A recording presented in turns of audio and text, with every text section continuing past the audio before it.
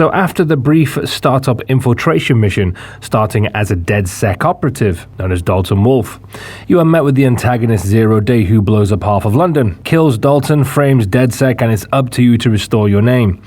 It is generic as it gets when it comes to the plotline. But venturing into the open world, recruiting people to join your band of hacktivists is the heart of the game. It's the adventure and not the destination.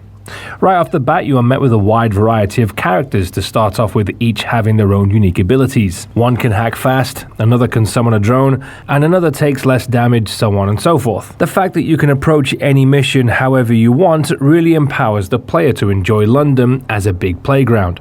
You want to hop onto a drone and fly over a locked gate to everybody on site? Well, you can do that as well. The amount of gameplay possibilities are greatly increased by introducing endless amounts of characters with unique set of abilities. The sheer scale of skilled recruits that you can hire to join your team is just mind-boggling. When Ubisoft said that you can recruit every NPC, they did mean just that. That itself is an utter technical achievement by the developers. The game encourages you to recruit different NPCs because different characters come with certain equipments and special abilities.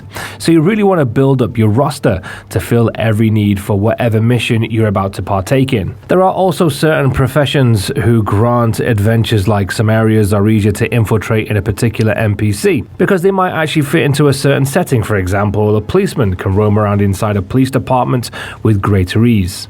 It does become addictive trying to catch them all like Pokemon, especially the very quirky ones that have unique abilities. Like, for example, the Top Hat Lady, who can hypnotize enemies. You're feeling sleepy. Really sleepy. Bear in mind, some of them do feel a bit rehashed.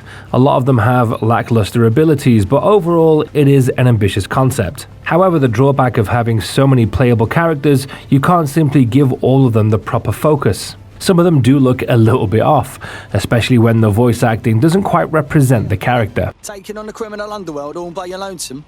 Bold move, but one that's bound to get you killed fast. I guess your number wasn't up, but I'm surprised you're not already dead.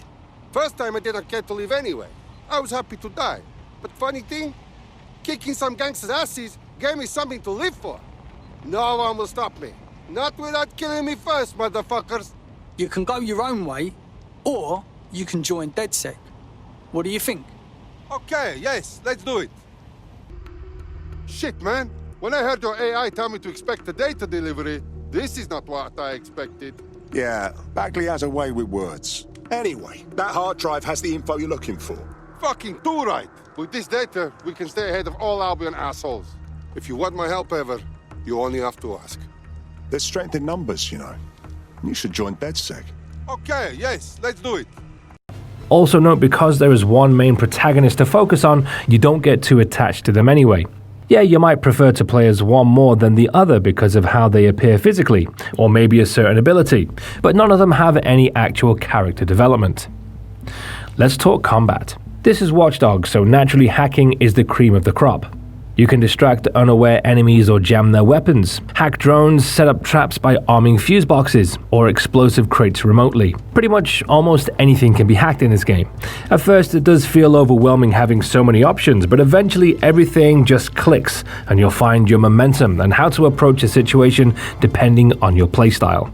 Obviously the game mechanics for the first two games are still there.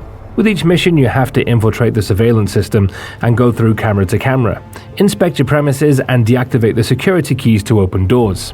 If these actions do seem a bit too generic, in the end I guess that's just the DNA of the game. There is a tech tree that allows you to spend points to upgrade your equipments and gadgets like AR cloaks, which renders the wearer invisible. This is shared with everyone on the roster. In addition, the missions offer various objectives and locations, which gives the impression of diversity, particularly when you have so many new gadgets. For example, the introduction to a wide range of remote control devices like spider bots. You might not even need to enter the location to finish your objective.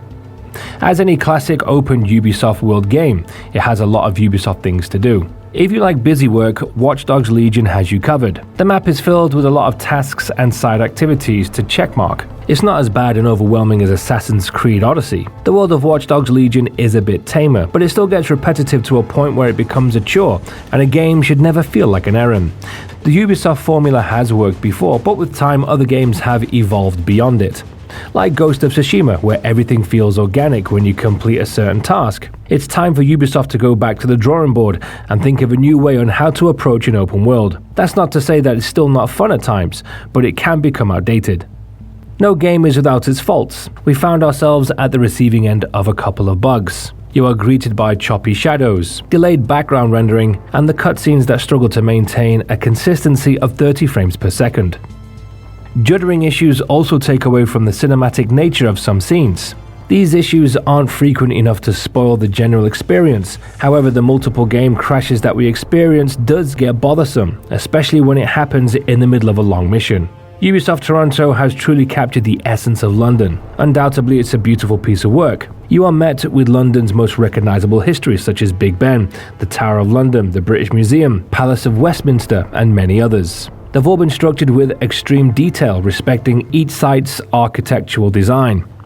The visual fidelity of the game really isn't top tier, and on a technical level it does feel outdated, but in the end all we care about is if the game is actually fun and the gameplay mechanics are solid. The multiplayer of Watch Dogs Legion will be released on December 3rd, and is a standalone online experience that brings the play as anyone innovation to online mode by letting players build their DedSec team and fight back against the oppression with friends. We'll have to see how that pans out once it gets released. Watch Dogs Legion has come a long way since that first installment by expanding everything done right in the first two games in a significant amount. Legion brings us the fun factor. We love how the recruitment system fits perfectly with the core gameplay of Watch Dogs. The series has improved, and hopefully in the next installment we will get a more focused story. Thanks for watching, like and share the video.